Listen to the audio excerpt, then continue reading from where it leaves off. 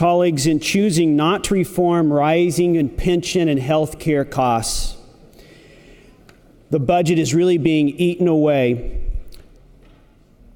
by the needs of overhead, and those dollars are not getting into the classroom. Colleagues, this has got to stop. It's no longer a new phenomenon in Oregon. We've been dealing with this now for several budget cycles over and over again. It's become a habit. It's become a problem. In my industry, it's really called a cancer or even a plague. And how much longer are we going to accept this? What happened to a sense of urgency to reform, improve, to strive for excellence? Not to be accepted, not to find that it's acceptable to strive simply for mediocrity. You know, debating a big number, be it 8.2 or 8.4 or even 8.6 billion is important. But it's also got to be connected. It's got to be connected to finally fixing what's wrong with education in Oregon. There's too many schools that allow too many kids, especially in communities with real poverty, urban poverty, rural poverty, along with too many working class communities and communities of color and ethnic minority that are left out, simply left behind in what is most important that we can do for them in our society.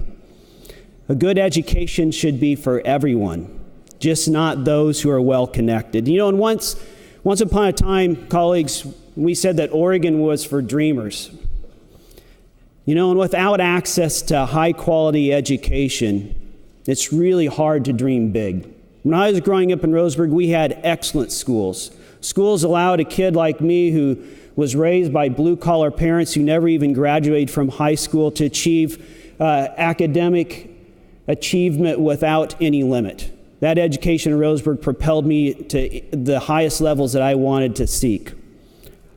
I'm sorry to tell you, colleagues, I don't think for many kids in the state of Oregon that's possible anymore.